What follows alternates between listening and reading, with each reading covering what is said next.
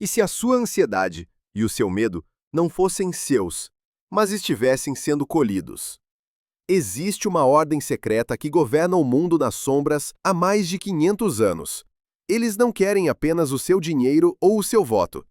Eles se alimentam do sofrimento humano, usando-o como combustível para um plano final que vai muito além da simples dominação mundial.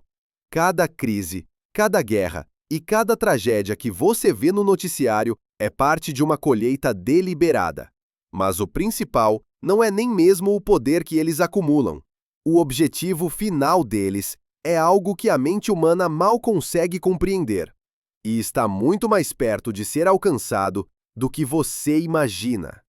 Vou mostrar como eles usam a tecnologia no seu bolso e os alimentos na sua mesa para acelerar esse processo, transformando você em um participante inconsciente. A verdade que eles esconderam por séculos está prestes a ser revelada. Aperte em inscrever-se agora mesmo e escreva nos comentários sua cidade. Vamos ver quantos de nós estão despertando. Meu nome. Bem, o nome que me deram ao nascer foi apagado há tanto tempo que soa estranho até para mim. Tenho 69 anos, e a maior parte deles foi vivida como um fantasma, uma ferramenta nas mãos de homens que se acreditam deuses.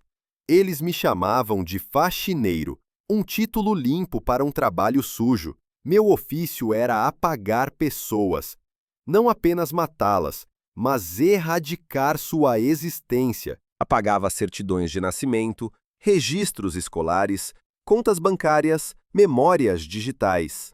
Eu transformava homens e mulheres em sussurros, em buracos na realidade. Agora, sou eu o sussurro. Sou eu o erro que precisa ser apagado.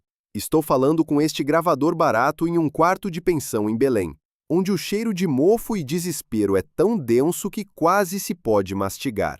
Cada rangido do assoalho lá fora faz meu coração disparar. A porta é uma sentença de morte esperando para ser executada. Se você está ouvindo a minha voz, significa que este meu testamento sobreviveu a mim. E isso não é um acaso. Significa que você, de alguma forma, foi escolhido para receber este fardo, para saber a verdade sobre o mundo que se esconde sob o fino verniz da sua rotina. A primeira coisa que você precisa entender é que o mal não é uma ideia, não é uma força invisível. O mal tem nomes, tem endereços e tem conselhos de administração. A ordem a que eu servia, a Fraternitas Serpentis Aureae, ou a Fraternidade da Serpente Dourada, não é um culto de porão. É uma corporação multinacional da danação com raízes tão profundas que fazem as árvores mais antigas da Amazônia parecerem brotos frágeis.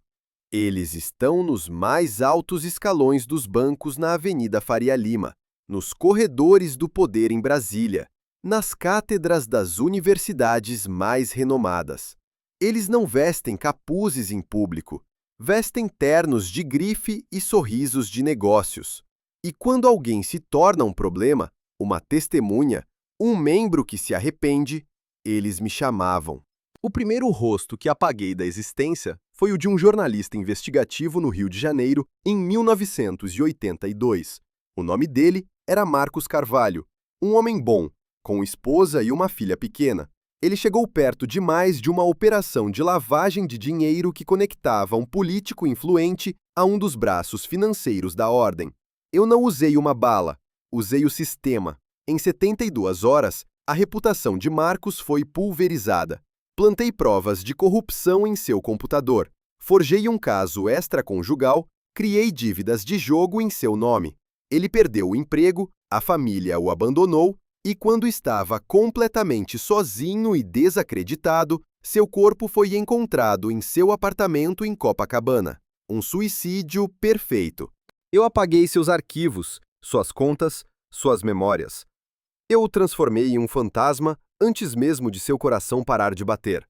Sinta isso. Sinta essa vertigem. Essa náusea que sobe pela sua garganta. É a sensação de olhar para o abismo pela primeira vez e perceber que ele não está a quilômetros de distância, mas bem debaixo dos seus pés, escondido pelo piso de madeira da sua sala.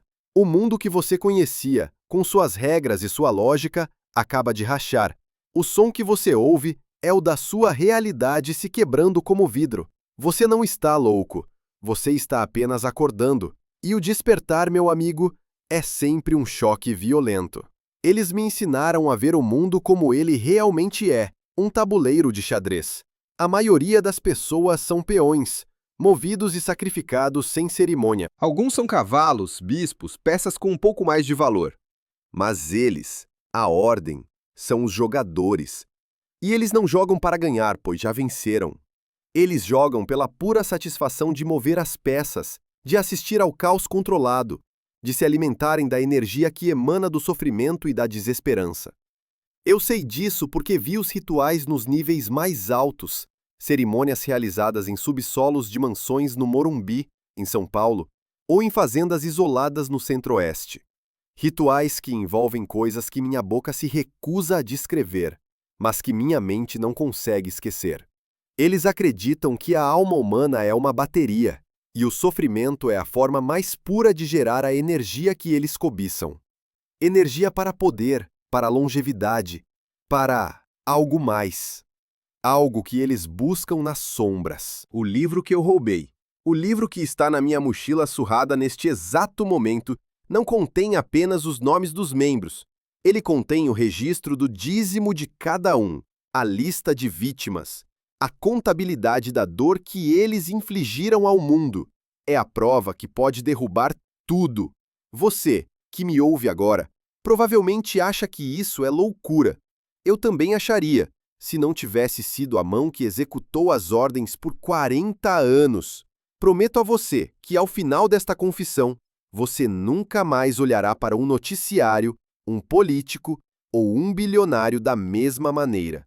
Você verá as cordas invisíveis que manipulam os fantoches e verá a mão que segura as cordas. Eles se baseiam em grimórios antigos, textos que a Igreja Católica tentou queimar durante séculos, mas também usam a mais alta tecnologia, algoritmos de vigilância e engenharia social que fariam qualquer agência de inteligência parecer amadora. Eu ajudei a construir algumas dessas ferramentas. Eu era bom no meu trabalho, eficiente, desprovido de emoção. Eu era a engrenagem perfeita na máquina deles. Uma máquina alimentada por ganância e por um vazio que consome tudo. E é por isso que eles não vão parar até me encontrarem e recuperarem seu livro sagrado. Mas antes que o façam, você precisa saber de onde eles vieram.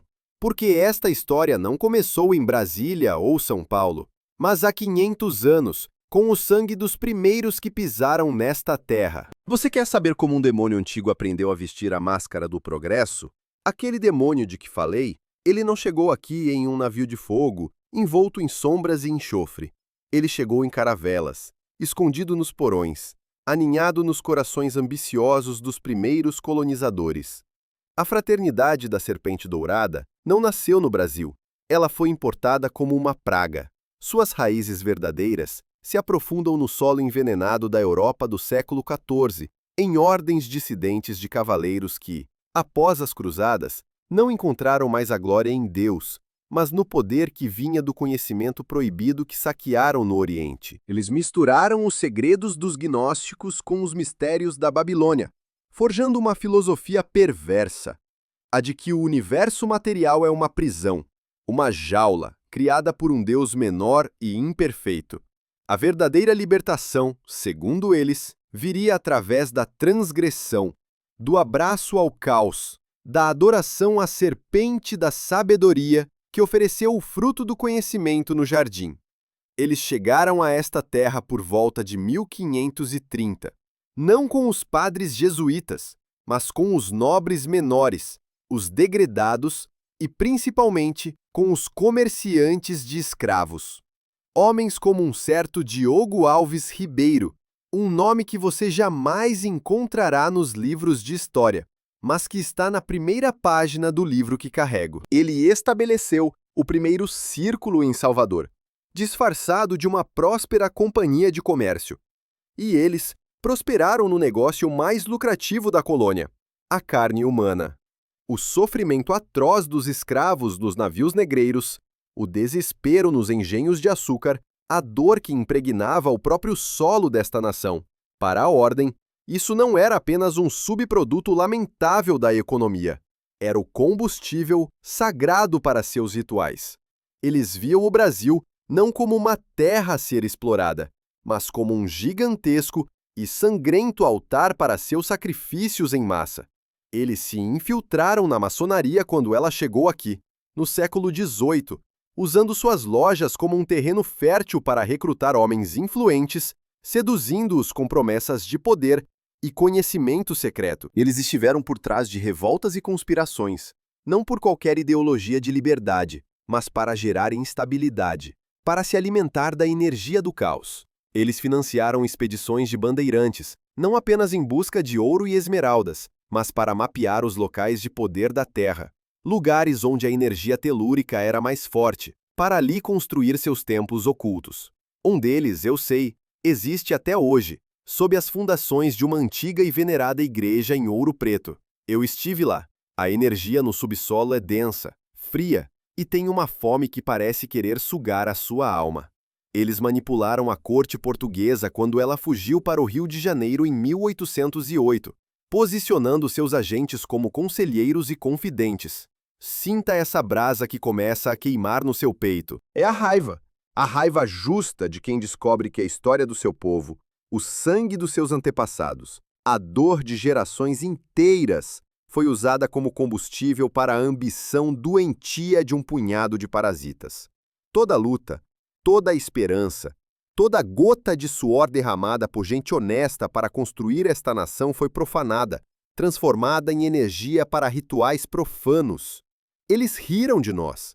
Riram enquanto contavam seu dinheiro e faziam seus brindes com o vinho mais caro, sabendo que a fundação de sua riqueza era o nosso sofrimento.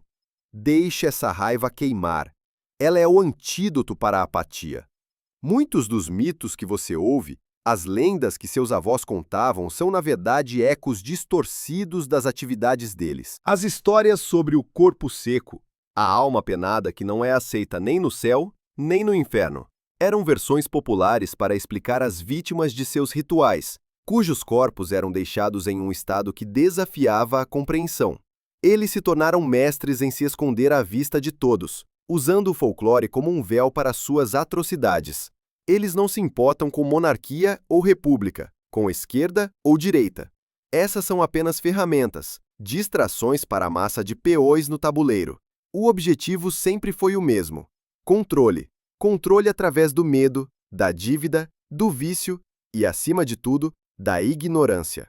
Eles patrocinaram a ideia de que o Brasil é o país do futuro, um futuro que para eles é um banquete sem fim, servido sobre os ossos de incontáveis vítimas. A história que lhes contaram na escola é uma mentira bem construída, repetida tantas vezes que se tornou verdade.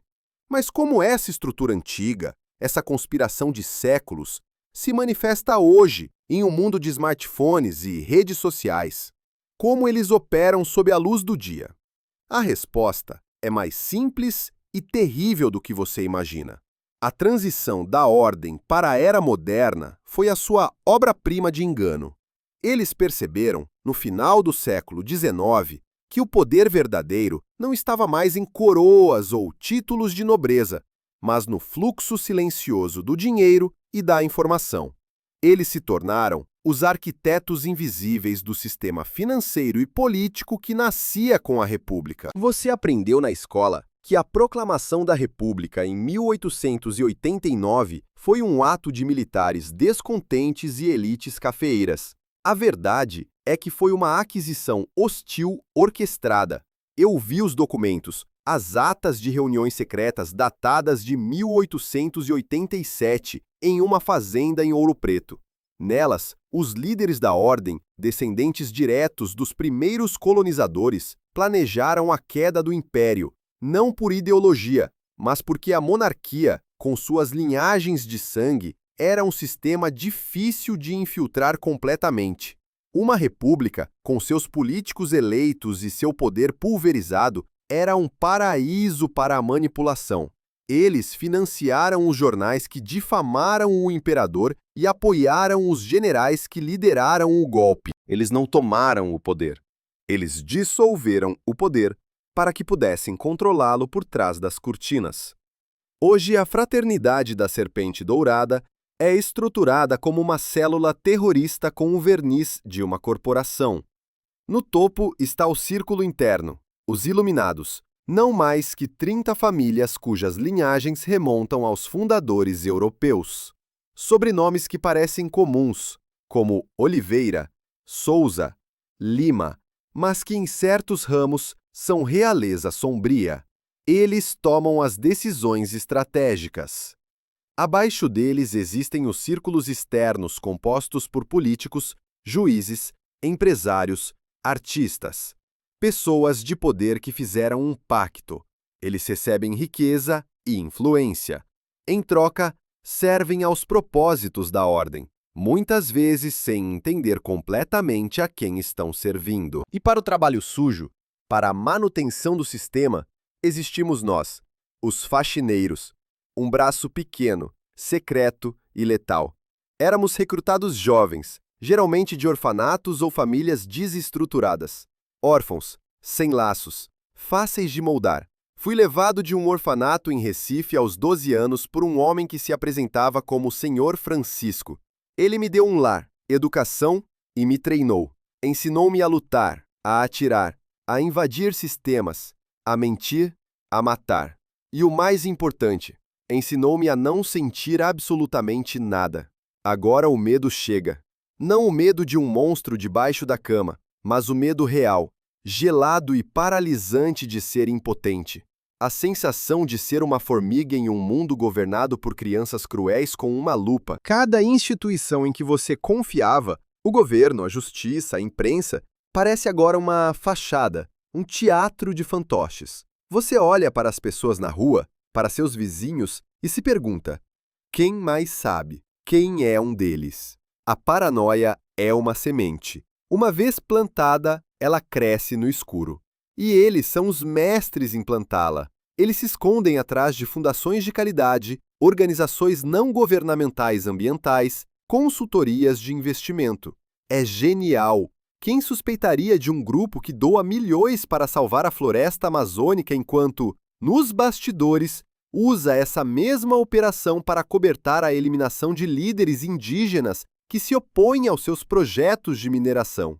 Eles controlam a narrativa, possuem fatias de grandes conglomerados de mídia, decidem o que vira notícia e o que é enterrado. Durante a ditadura militar, eles prosperaram. O regime lhes deu a cobertura perfeita para limpezas em larga escala. Quantos dos desaparecidos políticos foram, na verdade, vítimas da ordem? Quantos foram eliminados não por sua ideologia, mas porque tropeçaram em seus negócios sujos? O trabalho de um faxineiro é cirúrgico. Digamos que um promotor em Brasília, um tal de Gustavo Almeida, começa a investigar um esquema de corrupção que leva a um dos membros do círculo externo. A ordem chega até mim através de um canal criptografado, sem nomes, apenas um código. Eu recebo um dossiê completo sobre o alvo, rotinas, fraquezas, medos. O objetivo não é apenas matar, é apagar. Eu plantaria evidências de um caso extraconjugal para destruir sua credibilidade. Infiltraria seus sistemas para forjar provas de que ele estava recebendo propina. Criaria um rastro de dívidas de jogo. E então, quando ele estivesse no fundo do poço, isolado e desacreditado, a morte viria. Um acidente de carro, um infarto fulminante. Algo limpo, inquestionável. Eu supervisionaria a limpeza digital, a remoção de arquivos, a alteração de registros. Em um mês, o promotor Gustavo Almeida seria apenas uma nota de rodapé esquecida, um exemplo do que acontece quando se mexe com as pessoas erradas. Eu fiz isso 17 vezes. 17 almas apagadas da existência.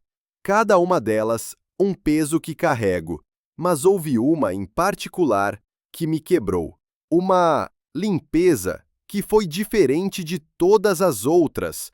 Uma que me mostrou a verdadeira face do monstro que eu servia. E foi essa que me colocou aqui, neste quarto, esperando pelo fim. A missão que mudou tudo chegou em uma noite fria de junho em São Paulo. Eu estava em um apartamento seguro na Vila Madalena, um lugar anônimo como todos os outros que usei por décadas. A ordem chegou como sempre. Um arquivo criptografado com o codinome Projeto Raiz Amarga. O alvo era uma família inteira. Isso por si só já era um alarme. Normalmente, o alvo era um indivíduo. Eliminar uma família era barulhento, arriscado, deixava rastros. Significava que eles haviam cruzado uma linha muito séria. O dossiê explicava: a família Pereira, residente em uma pequena cidade no interior de Minas Gerais, havia descoberto algo que não devia. O patriarca, Antônio Pereira, um historiador amador e genealogista apaixonado, estava pesquisando a história de sua própria família e, sem querer, desenterrou uma conexão direta com um dos fundadores da ordem no Brasil. Aquele Diogo Alves Ribeiro que mencionei. Ele encontrou cartas antigas, diários, registros de propriedade que ligavam Ribeiro a práticas ocultistas e ao desaparecimento de escravos. Pior, ele começou a conectar esses eventos históricos a uma proeminente e poderosa família de empresários de Belo Horizonte, os descendentes diretos de Ribeiro. Ele estava prestes a publicar suas descobertias em um blog local. Um erro fatal. A ordem era clara e brutal: apagar o ramo. Antônio, sua esposa Maria e seus 2 filhos adolescentes, Lucas e Mariana. A morte deles deveria parecer um assalto que deu errado. Uma daquelas tragédias comuns que chocam por um dia e são esquecidas no seguinte. Eu fiz o que sempre fazia. Comecei a estudar as fotografias, os mapas da propriedade, as rotinas da família. Eu era metódico, frio, um cirurgião planejando uma operação. E foi então que aconteceu. Olhando para a foto de Antônio Pereira, um senhor de cabelos brancos e um sorriso gentil que me pareceu estranhamente familiar, senti uma pontada, uma falha na minha armadura de indiferença. Vasculhei o dossiê, procurando por mais informações, por qualquer detalhe que explicasse aquela sensação. Encontrei uma foto antiga, em preto e branco, de uma festa de família, provavelmente dos anos 70. Nela, o jovem Antônio estava ao lado de uma mulher que eu reconheci instantaneamente, como se tivesse visto seu rosto todos os dias da minha vida. Era minha tia-avó, a irmã da minha avó. Aqueles não eram estranhos, eram meus parentes. Um ramo distante da família que se perdeu com o tempo, que minha vida nas sombras me fez esquecer. Mas ainda assim, meu sangue. Naquele momento, 40 anos de condicionamento, de desapego forçado, de treinamento para ser uma máquina, ruíram. Eu vi o rosto da minha avó no sorriso de Maria, vi minha própria infância perdida nos olhos dos jovens Lucas e Mariana. Eles não eram um alvo, eram família. Pela primeira vez na minha vida, a engrenagem na máquina travou. Eu não podia fazer aquilo. Mas recusar uma ordem era uma sentença de morte. A ordem não tolera falhas, muito menos traição. Eu tinha poucas horas para decidir. No meio de toda essa escuridão, você sente isso, uma pequena chama. É a esperança. A esperança que nasce não de uma promessa de vitória, mas da simples prova de que até a alma mais endurecida pode encontrar um limite. Se um monstro como eu pôde despertar, se o laço de sangue pôde gritar mais alto que décadas de doutrinação, então talvez a humanidade não esteja completamente perdida. Talvez dentro de cada um exista uma linha que não pode ser cruzada. E essa centelha de decência, por menor que seja, é a única esperança que temos. Foi quando eu tomei a decisão que me selou. Eu sabia que a Ordem tinha um arquivo central, um servidor físico escondido em sua sede principal, sob um prédio comercial na Avenida Faria Lima, em São Paulo. E nesse servidor, eu sabia que havia uma cópia digital do livro, o registro de membros e vítimas. Mas eu também sabia de algo que poucos sabiam: o livro físico original, o grimório encadernado em couro que era usado nos rituais mais importantes, era mantido em um cofre na biblioteca particular do líder da ordem no Brasil, um homem chamado Carlos Ferreira Gomes. Em um ato de desespero e loucura, usei meu conhecimento do sistema de segurança que eu mesmo ajudei a projetar para me infiltrar no local. Eu não fui atrás da cópia digital, que poderia ser apagada ou alterada. Eu fui atrás do objeto físico, do artefato. Eu roubei o livro E fugi. Deixei para trás minha vida, minhas contas, minha identidade. Levei apenas o livro e o conhecimento de que, a partir daquele momento, eu era o homem mais caçado do mundo. Eu tinha em minhas mãos a única prova irrefutável da existência deles, e eles sabiam disso. Mas por que eles se esforçam tanto? O que eles realmente ganham com todo esse poder e sofrimento? Não é apenas por dinheiro, é por algo muito mais antigo e faminto. O que vou lhe contar agora é o cerne da crença deles, o segredo guardado às 7 chaves pelo círculo interno. É o motivo pelo qual eles matam, mentem e manipulam há séculos. E é a parte mais difícil de acreditar, porque desafia tudo o que você aprendeu sobre a realidade. Eles não adoram o diabo como uma figura de chifres e rabo. Isso é folclore, uma caricatura para assustar os ignorantes. O que eles veneram é o vazio, o caos primordial, a entropia senciente que existia antes do universo ser criado. Eles acreditam que a criação, a vida, a ordem, a consciência, tudo isso é uma anomalia, uma doença cósmica. O Deus que criou o universo, na visão deles, é um tirano, um carcereiro que nos aprisionou na matéria e nos deu a maldição da individualidade e da emoção. A serpente, para eles, é a força libertadora que nos oferece a verdadeira salvação, o retorno ao nada, a bem-aventurada inconsciência do vazio. E a maneira de enfraquecer as paredes da nossa prisão cósmica, de abrir fendas para que o vazio possa vazar para a nossa realidade, é através de atos de extrema transgressão e da geração de energia emocional negativa em massa. Dor, medo, desespero, ódio. Para eles, essas não são apenas emoções, são frequências vibracionais, e quando geradas em escala suficiente, elas afinam a realidade com a frequência do vazio, como um diapasão. Os rituais que eles realizam não são apenas cerimônias simbólicas, são atos de engenharia metafísica. Eles usam geometria sagrada, alinhamentos astrológicos e o que eles chamam de correntes simpáticas, a conexão oculta entre um ato em um lugar e seu efeito em escala global.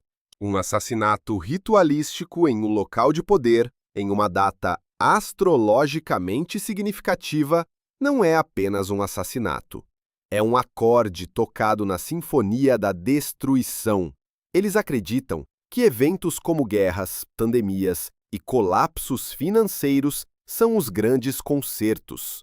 Eles os instigam e os guiam, não para controlar o resultado final, mas para maximizar a colheita de sofrimento. A energia colhida é usada para 2 propósitos. O primeiro é pessoal. Os membros do círculo interno usam essa energia para estender suas vidas, para manter a saúde e o poder, como vampiros psíquicos se alimentando da força vital do mundo. O segundo, e mais aterrorizante, é o objetivo final: realizar o grande rito de desfazer, o ritual que, eles acreditam, irá colapsar a nossa realidade de volta ao vazio. Eles não querem governar o mundo, eles querem apagá-lo. O livro que eu roubei é a chave para isso. Cada nome de vítima é escrito em suas páginas, com uma tinta especial feita de componentes que prefiro não detalhar, ancora a energia daquela morte ao livro. Ele não é apenas um registro, é uma bateria de dor, um talismã de aniquilação que vem sendo carregado por 500 anos. É o componente central que eles precisam para o grande rito. Você entende agora. O conhecimento que estou lhe dando não é apenas sobre uma conspiração, é sobre a natureza fundamental da realidade. De repente, você não é mais um espectador passivo. Você é alguém que compreende os mecanismos ocultos do universo. Esse conhecimento é um fardo, sim, mas também é uma forma de poder. O poder de ver, O poder de não ser mais enganado. Sentir esse poder preencher você. Não é o poder corrupto deles, mas o poder limpo da verdade.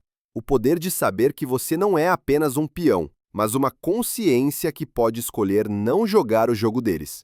Eles me ensinaram sobre as leis da contaminação, sobre como a crueldade deliberada contamina não apenas a vítima e o agressor, mas o próprio local onde o ato ocorre, deixando uma mancha no plano sutil. É por isso que eles compram propriedades onde tragédias aconteceram. É por isso que constroem seus edifícios sobre antigos cemitérios ou campos de batalha. Eles se cercam de ecos de dor para amplificar seu poder. Eles me ensinaram que a alma humana, no fundo, é um espelho, e que se você forçar alguém a olhar para o horror por tempo suficiente, a alma dessa pessoa começará a refletir esse horror. Eles não criam o mal, eles apenas o revelam. Eles acreditam que o vazio já está dentro de cada um de nós, em nosso medo da morte, em nossa solidão, em nossa capacidade de crueldade. Eles apenas abrem a porta, e a família que eu deveria matar, meus parentes distantes, os Pereira. Eles não eram apenas uma ameaça por causa do que descobriram. O nome deles, Pereira, estava ligado a uma linhagem que a ordem acreditava ter uma pureza espiritual que os tornava um sacrifício particularmente potencialmente. A morte deles não seria apenas uma limpeza, seria um passo significativo na carga do livro. Ao me recusar, eu não apenas os traí, eu interrompi um de seus rituais mais importantes. E agora, você sabe quem eles eram. Eram a família de Antônio, Maria, Lucas e Mariana. Eram meu sangue. E ao salvá-los, eu me condenei. Mas como essa loucura cósmica se conecta ao seu dia a dia? Onde você pode ver os sinais da influência deles no mundo moderno? Você pode pensar que tudo isso é grandioso demais, distante demais da sua vida. Você está enganado. A influência deles está em toda parte, sutil como um veneno inodoro, tecida na própria estrutura do seu dia a dia. Ligue a televisão, veja a cultura da celebridade, a obsessão com a fama a qualquer custo, a exposição pública de colapsos mentais, a glorificação de comportamentos autodestrutivos. Isso não é por acaso, é engenharia social. Eles promovem uma cultura que celebra o vazio, o narcisismo e a superficialidade. Porque uma sociedade espiritualmente vazia é uma sociedade fácil de controlar e de colher. Pessoas desconectadas de si mesmas e dos outros são baterias perfeitas, emitindo constantemente as frequências baixas de ansiedade e inveja que eles tanto apreciam. Pense na arquitetura das nossas grandes cidades. Prédios de escritórios que são caixas de vidro e aço, sem alma, projetados para maximizar a eficiência e o estresse. Condomínios fechados que promovem o isolamento e o medo do outro. São Paulo é um exemplo perfeito. Uma cidade que pulsa com uma energia de ansiedade e competição constantes. É um ambiente perfeito para eles. O gigantesco altar urbano onde milhões de almas são sacrificadas diariamente no altar da produtividade sem propósito. Pense na indústria de alimentos, produtos ultraprocessados, cheios de açúcar e químicos, projetados não para nutrir, mas para viciar e adoecer a população. Um corpo doente abriga uma mente fraca, uma vontade frágil. É mais fácil extrair energia de um rebanho doente do que de um saudável. Políticos famosos que você vê nos jornais, muitos deles são membros do círculo externo. Homens como o senador Francisco Lima ou o empresário Paulo Costa. Eles ascendem ao poder rapidamente, de forma quase mágica. Suas gafes são ignoradas pela mídia, seus crimes são encobertos. Eles não são brilhantes, são protegidos. Em troca, eles aprovam as leis que a ordem precisa, concedem os contratos para as empresas da fraternidade e olham para o outro lado quando necessário. Você já se perguntou por que projetos que claramente prejudicam a população e o meio ambiente são aprovados mesmo assim? Não é apenas por corrupção, pela troca de dinheiro. É por design. Cada floresta derrubada, cada rio poluído, cada comunidade destruída é uma vitória para eles. Um golpe contra a força da vida. Uma nota a mais na sua sinfonia de entropia. As tecnologias que você usa todos os dias, seu smartphone, suas redes sociais, são as ferramentas de vigilância e manipulação mais perfeitas já criadas.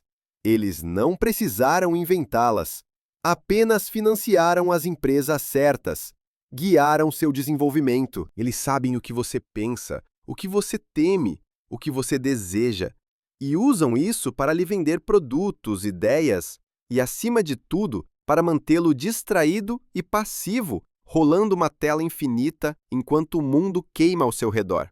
Você sente isso agora. A pressa, o tempo se esgotando. Cada segundo que você passa na ignorância é um segundo que eles ganham.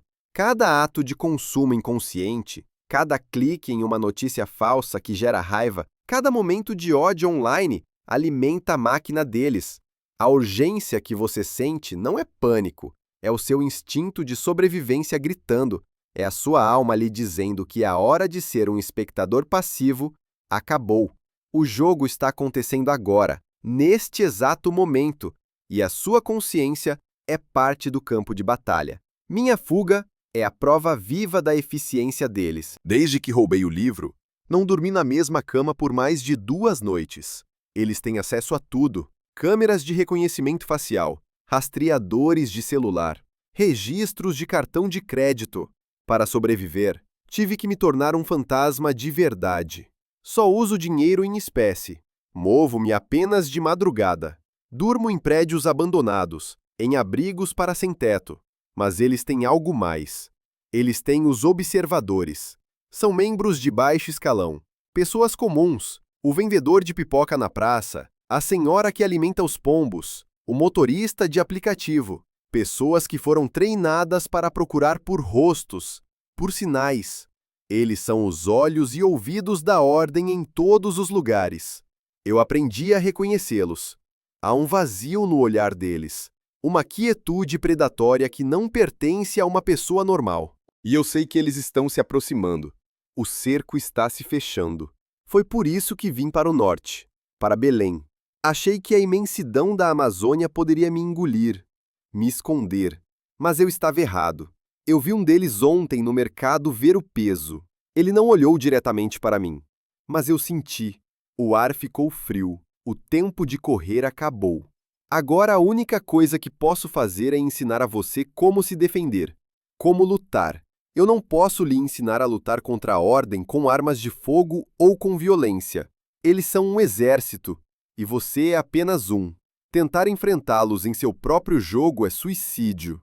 Mas posso lhe dar as armas que eles mais temem, as únicas que eles não podem controlar: consciência e vontade. O método para se proteger começa com um passo simples, mas incrivelmente difícil no mundo de hoje. Desligue o ruído. Reduza drasticamente seu consumo de notícias, de redes sociais, de entretenimento vazio.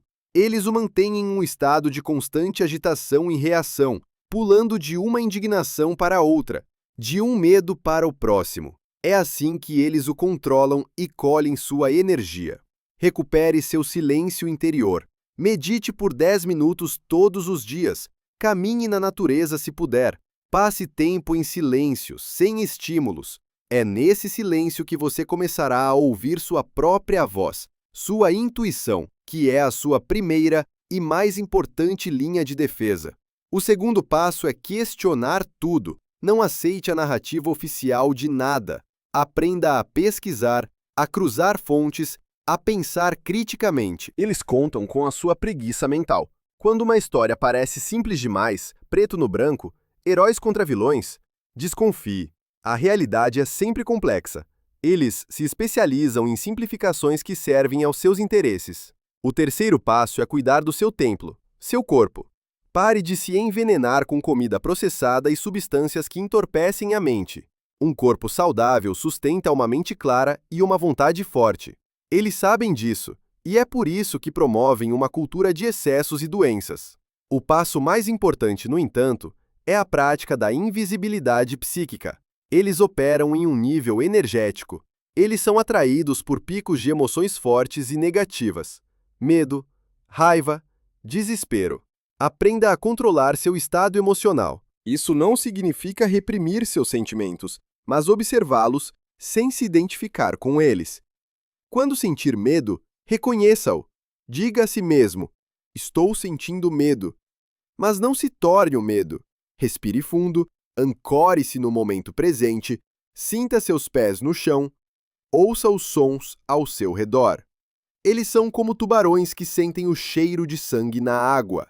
Se você não sangrar energia negativa, você se torna muito mais difícil de detectar no radar deles. Desconfie de coincidências extremas. Se algo muito bom ou muito ruim acontece em sua vida logo após você começar a despertar para essas verdades, seja cético. Eles usam tanto a recompensa quanto a punição para guiar as pessoas de volta ao rebanho. Se você começar a ter um sucesso repentino e inexplicável, pode ser uma isca para distraí-lo. Se começar a sofrer perdas estranhas, pode ser um aviso. Mantenha-se neutro, equilibrado. Essa é a sua maior força. E, por fim, proteja sua mente durante o sono. É quando estamos mais vulneráveis. Antes de dormir, visualize-se envolto em uma esfera de luz branca e protetora. Afirme, com intenção, que nada pode entrar em seu espaço mental sem a sua permissão. Pode parecer bobagem para uma mente cética, mas a intenção é uma força poderosa no universo. Eles sabem disso e usam contra nós. Use-a a seu favor. Sinta essa firmeza crescendo dentro de você. Não é arrogância, é confiança. A confiança que vem de saber que você não é uma vítima indefesa. Você tem ferramentas. Você tem poder sobre seu próprio estado interior. Eles podem controlar o mundo exterior, o dinheiro, os governos, mas eles não podem tocar no seu santuário interno, a menos que você lhes dê a permissão. Essa confiança é o seu escudo. Ela não o torna invulnerável, mas o torna um alvo difícil, um alvo que pode lutar de uma maneira que eles não compreendem. Esses métodos não o tornarão um super-herói, não o farão derrubar a ordem da noite para o dia, mas eles o tornarão um nó na rede deles, alguém que não ressoa com a frequência deles, alguém que não alimenta a máquina. E se um número suficiente de pessoas fizer isso, a máquina começa a falhar, ela começa a passar fome. Eu sobrevivi por tanto tempo foragido, não porque sou mais forte ou mais rápido do que os caçadores deles, mas porque pratiquei esses princípios à perfeição. Eu me tornei um buraco negro de emoções, um ponto cego no radar deles. Mas eu cometi um erro. Eu vim para cá, para Belém, seguindo uma memória, uma lembrança de infância de um parente que morava aqui. Um momento de fraqueza, de nostalgia. E foi o suficiente. Esse pequeno pico emocional, essa conexão com o passado, foi como um sinalizador na escuridão. E eles o viram. Eu sei que estão vindo. Ouço os sons lá fora. Não são os sons normais da cidade adormecendo. Há uma quietude organizada, uma espera. Eles estão montando o perímetro. Por isso, esta é a minha última transmissão, meu último aviso, e a revelação final que pode dar algum sentido a tudo isso. A revelação final não é sobre eles, é sobre você, sobre todos nós. Durante todos os meus anos como faxineiro, eu tive acesso a informações que poucos possuem. Eu vi relatórios, pesquisas secretas conduzidas pela Ordem em seus próprios laboratórios, longe dos olhos do mundo. Eles estudaram a consciência humana, a alma, a morte, com uma frieza científica que daria calafrios em qualquer pessoa de bem. E eles descobriram a verdade mais terrível de todas. A mensagem que eu lhe dei no começo. Eu vi o fundo da alma humana. Acredite, não há nada lá além de dor e vazio. Era uma mentira. A mentira que eles me contaram. A mentira que eles contam a si mesmos para justificar suas atrocidades. A verdade que eles descobriram e que os apavora mais do que qualquer coisa, é que no fundo da alma humana não há um vazio. Há uma centelha, uma luz inextinguível, uma conexão direta com a fonte da criação. O que quer que você chame de Deus, de universo, de consciência cósmica. Eles sabem que cada ser humano é, em potencial, um Deus adormecido. E isso os aterroriza, porque todo o poder deles, toda a sua estrutura de controle, depende da nossa crença de que somos pequenos, impotentes e fundamentalmente vazios. Todo o sistema deles, toda a sua filosofia é construída para nos fazer esquecer quem realmente somos. Eles nos fazem olhar para o abismo, para que não olhemos para a luz infinita que carregamos dentro de nós. Eles não estão tentando apagar o mundo porque odeiam a criação. Eles estão tentando apagar o mundo porque têm um medo mortal de nós. Medo do nosso potencial. Medo de que um dia nós despertemos em massa e percebamos a nossa própria divindade. E nesse dia, o jogo deles acaba. O livro que eu roubei. A energia de dor que ele contém. O objetivo final do grande rito de desfazer não é apenas abrir um portal para o vazio. É usar essa energia concentrada de sofrimento para criar uma onda de choque psíquica. Um grito metafísico que iria apagar essa centelha divina dentro de cada ser humano no planeta, de uma só vez. Transformar-nos permanentemente nas cascas vazias que eles acreditam que somos. Eles não querem destruir o planeta. Eles querem escravizar nossas almas para sempre, cortando nossa conexão com a fonte. Esta é a verdadeira guerra que está sendo travada. Não em campos de batalha com tanques e bombas, mas nos corações e mentes de cada um de vocês. E você, que ouviu até aqui, você não é mais um civil. Você foi convocado. O simples ato de receber este conhecimento já começou a mudar você. A sua centelha interior, que talvez estivesse adormecida, foi tocada. Ela está começando a brilhar mais forte. Sinta a mudança. Não é algo que você precisa forçar. Está acontecendo agora. Uma alquimia interna. O medo está se transformando em prudência. A raiva está se transformando em determinação. A desesperança está se transformando em propósito. Você não é mais a mesma pessoa que começou a ouvir esta gravação. A semente da verdade foi plantada em solo fértil. Você foi escolhido, não por mim, mas pela própria vida, para ser um farol. Para manter sua luz acesa, não importa o quão escura a noite se torne. Esta não é uma maldição, é a sua maior bênção. A sua verdadeira iniciação na vida. O meu tempo acabou. Ouço passos no corredor. Firmes, calmos, profissionais. Eles estão na porta. Este é o meu chamado à ação para você. Não lute contra eles com as armas deles. Ódio, violência, medo. Isso é o que eles querem. Eles se alimentam do conflito. Em vez disso, viva. Viva com consciência. Viva com compaixão. Cultive a sua luz interior. Conecte-se com outras pessoas em um nível verdadeiro, de alma para alma. Cada ato de bondade genuína, de amor incondicional, de criatividade, de perdão, é uma arma poderosa contra eles. Cada vez que você escolhe a esperança em vez do desespero, você os enfraquece. Você é a resistência. Não faça o que eu fiz. Não se torne um monstro para lutar contra monstros. Afaste-se do abismo, mas não por medo. Afaste-se dele e vire-se para o sol e deixe sua própria luz brilhar. Eles estão arrombando a porta agora. Que a minha história sirva de aviso e que a verdade que eu lhe dei sirva de... Seguido por um único som indistinto e o fim da gravação.